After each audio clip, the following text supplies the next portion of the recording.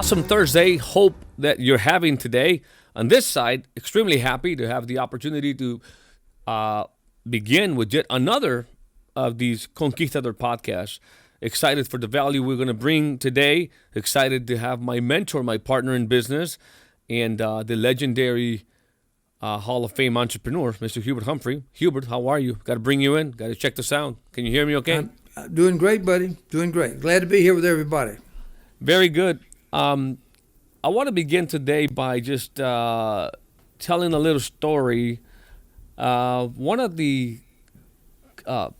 conferences that I had to do in Guadalajara, Jalisco, Mexico, when I first joined the HCI Crusade, I gave a presentation about will, drill for skill and the drill for will.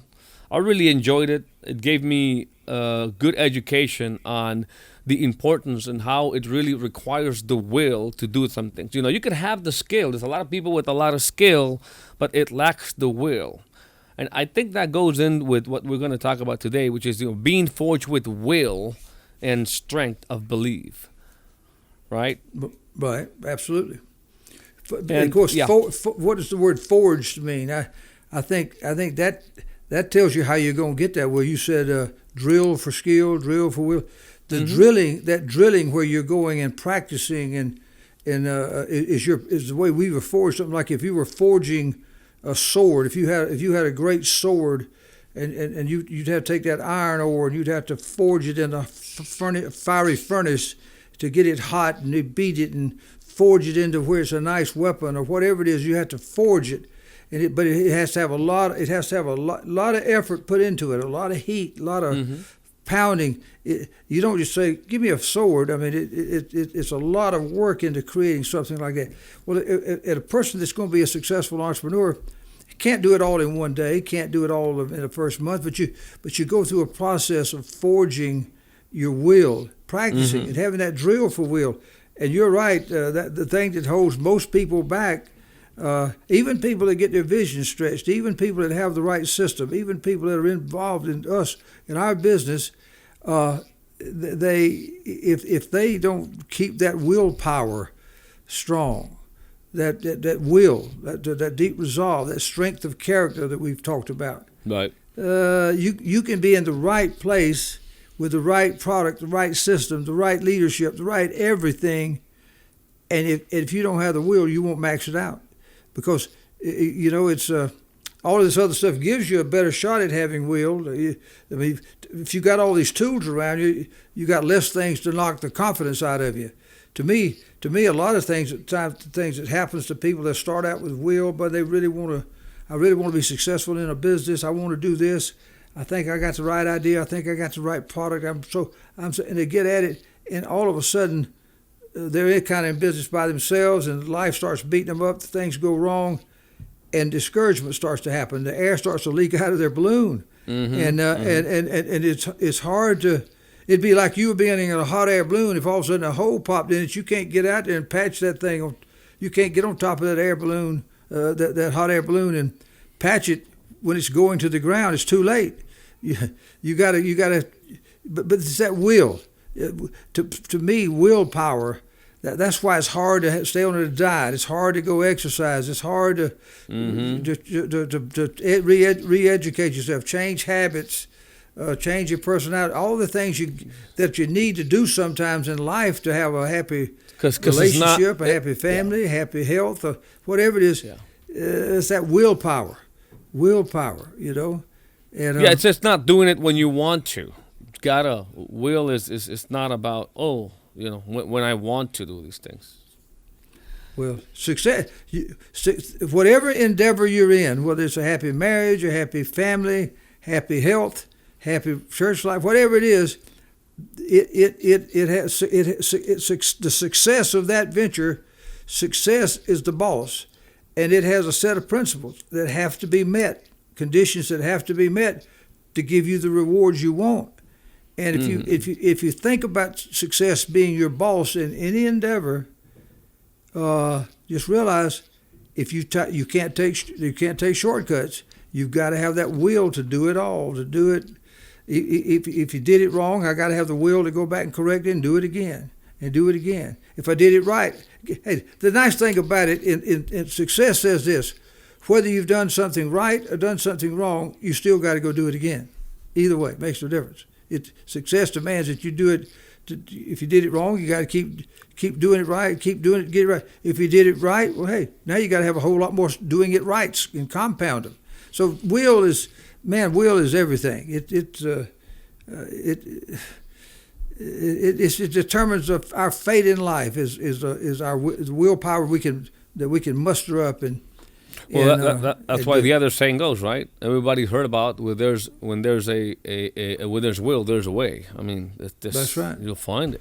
Yeah, yes, you show me somebody's got the willpower, they'll keep the desire level enough. They'll somehow or other they will end up having a whole lot better chance at success than the people that don't have that willpower. I can tell you that. I totally get it. I still want to go back to the basic and actually read, because I don't know if I actually read the whole, not a quote, but at least the whole phrase here, being forged with will and strength of belief. It's like it's a full package here.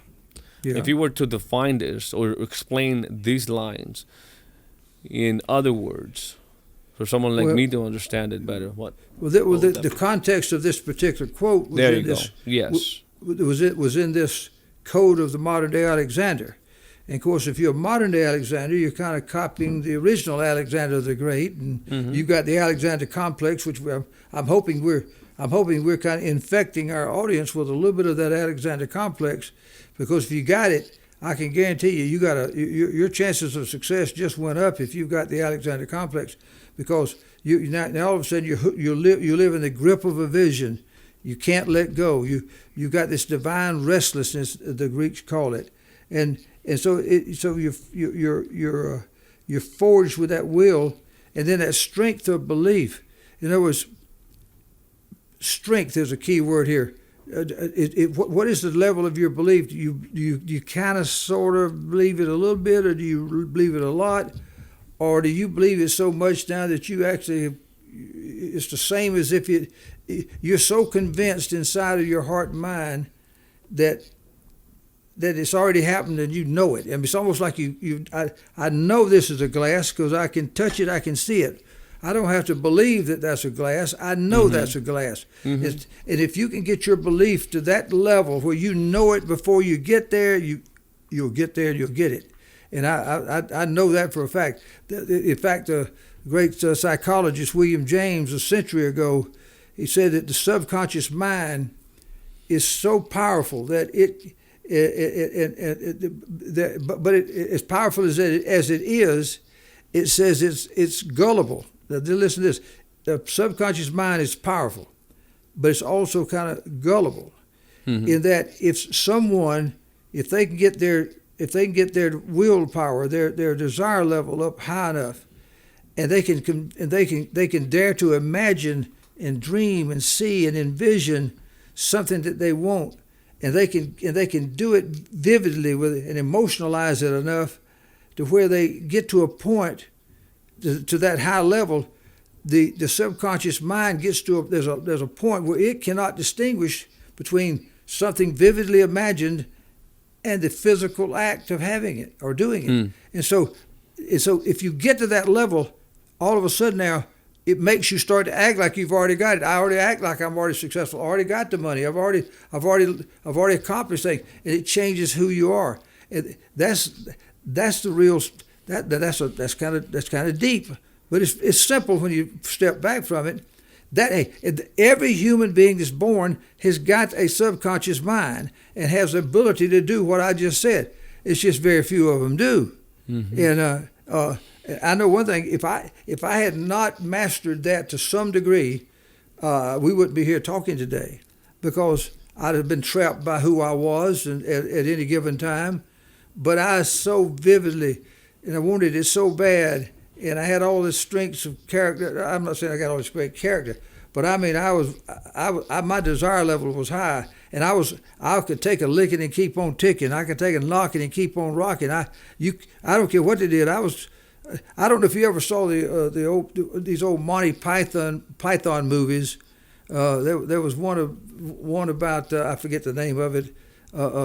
It was Monty Python. They would act like that. Do you ever see the Monty Python movies? The old No, British. sir. The old. I challenge you to go find the one. It's got this example of the guy. It's the White Knight, and he meets up with this Black Knight. In a black suit of armor. And they have this. And he says, I'm gonna slay you. I'm gonna conquer you because I'm out doing good on this holy. He was on the Holy Crusades. What it's kind of mimicking here. It's a humorous thing, and he's taking his sword out. And he's swinging at the Black Knight, and the Black Knight the Black Knight whacks off his left arm, and the blood just spewing everywhere. And he said, I got you now. And he's swinging at him, and I'm going to get you. I'm going to save you. I'm on this holy crusade. And he whacks, and the Black Knight whacks his other arm off. Now, all of a sudden, he whacks his left leg off, the right leg off. He's sitting there with no legs, no arms, and the Black Knight looks at him, kind of laughs at him, and says, "Hey, you're a fool," and he just rides on away. But the White Knight now, with both arms cut off, both legs cut off, blood just spewing out of all four of his limbs, he says, "Come back here, you coward, and fight. I've just begun to fight." I'm not doing it justice on this show here. You got to go look it up. The Monty Python movies. I forget which one it is. It's the story of Brian or something like that. Mm-hmm. But I used to play it in our big meetings and show people. Say, I don't care if you got this arm cut off, that arm cut off, the leg cut off, blood spewing everywhere. He said, "It's just a mere flesh wound. Come back here, you coward." And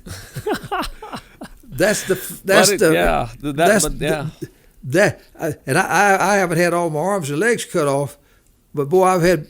Sometimes internally, it's like how we feel, and we've got to be able to be that. Yeah, I've had a few things whacked off in my day, and I've had to regrow them and rebuild them and survive them.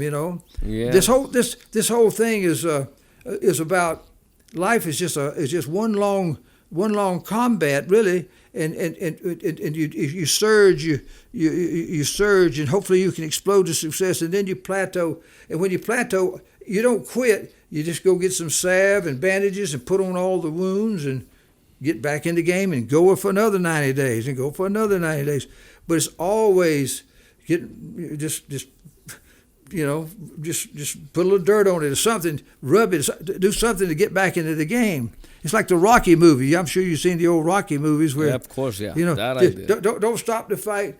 I can't, just give me that razor blade. Cut my eyes, get the blood out. Why? Yeah. I might hit something. That's what you got to do in life. That's what happens here in this right here, being forged of literally of a will and a strength of belief. And just vividly, if you vividly imagine something to the point where you got it, it will make you do what you'll act like you already got it, which will cause you to have the success that you want. It's interesting you say that, because I look at, if you look at any of the real successful, including you, of course, you walk with this confidence, you've got this will, you believe, you see everything so clear, you can see the future's already here. And yeah, I don't know if it's something obviously you kind of get as you go. This, like you say, is forged. It's not like going to happen overnight. But I think the message is there. The message clear. Got the message. So let's wrap it up for today, Hubert. Without, of course, not forgetting. We don't want to forget to invite people to check out how they can actually become a part of what we're doing here. What we're doing with Hegemon Group International.